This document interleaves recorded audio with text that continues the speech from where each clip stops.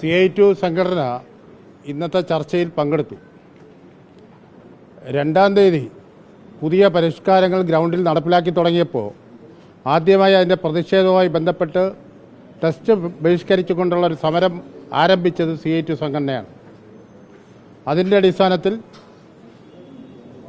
നമ്മുടെ transport commission വിളിച്ച ചർച്ചയിൽ ഫെബ്രുവരി 21 സർക്കുലറിൽ ഭാഗികമായ ഇളവുകൾ വരുത്തിയതുകൊണ്ടാണ് 4-ാം തീയതി യൂണിയൻ സംസ്ഥാന കമ്മിറ്റി കൂടിക്കൊണ്ട് പ്രത്യക്ഷത്തിലുള്ള ടെസ്റ്റ് ബഹിഷ്കരണ സമരങ്ങളെല്ലാം CI2 താൽക്കാലികമായി മാറ്റിവെച്ചത്. വീണ്ടും ഇന്ന് ബഹുമാനപ്പെട്ട ഗതാഗത മന്ത്രി ചർച്ചയ്ക്ക് വിളിച്ചു. സർക്കുലർ പിൻവലിച്ചിട്ടില്ല, പക്ഷേ ആ സർക്കുലറിലെ പ്രധാന നിർദ്ദേശങ്ങളിൽ കുറച്ച് ഇളവ് വരുത്തി.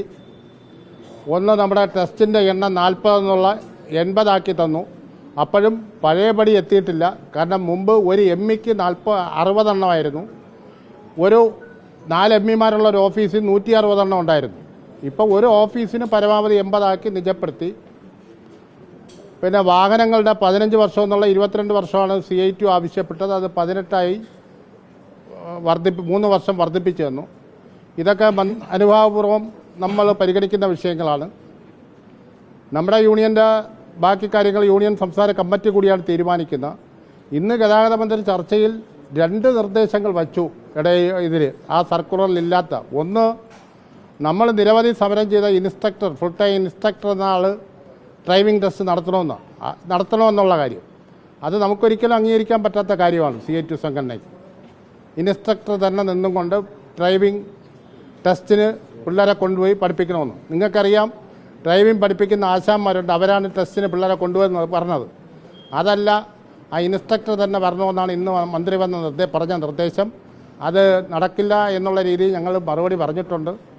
അതുപോലെ മോട്ടോർ വാഹന വകുപ്പ് ഏർപ്പെടുത്തുന്ന വാഹനങ്ങളിൽ ഡ്രൈവിംഗ് ടെസ്റ്റ് നടത്തണമെന്നുള്ള മന്ത്രിയുടെ നിർദ്ദേശവും CI2-ന് അംഗീകരിക്കാൻ ബുദ്ധിമുട്ടുള്ള കാര്യമാണ്. കാരണം പഠിക്കുന്ന വണ്ടിയിൽ ടെസ്റ്റിന് കയറിയാലേ പിള്ളേർക്ക് പഠിക്കാൻ എളുപ്പമുള്ളൂ, ടെസ്റ്റിന് പാസ്സാവാൻ എളുപ്പമുള്ളൂ. അപ്പോൾ ഇങ്ങനെ 1-2 നിർദ്ദേശങ്ങൾ തന്നിട്ടുണ്ട്. ആ നിർദ്ദേശങ്ങൾ സർക്കുലറായി വന്നു കഴിയുമ്പോൾ അതിൻ്റെ തീരുമാനങ്ങൾ പറയാം. ഇപ്പോൾ എന്തായാലും മന്ത്രി പറഞ്ഞ 2 ഇളവുകൾ അതെന്താണെന്നുള്ള യൂണിയൻ്റെ സ്റ്റേറ്റ് കമ്മിറ്റി കൂടിക്കൊണ്ട് അതിൻ്റെ ഒരു മറുപടി പറയുന്നതാണ്. പക്ഷേ ആശാവഹമായ ഒരു തീരുമാനം വന്നോ എന്ന് കേട്ട് കഴിഞ്ഞാൽ ഈ ലാസ്റ്റിൽ പറഞ്ഞ 2 നിബന്ധനകൾ കൂടെ വന്നിരിക്കുകയാണ് പുതുതായി.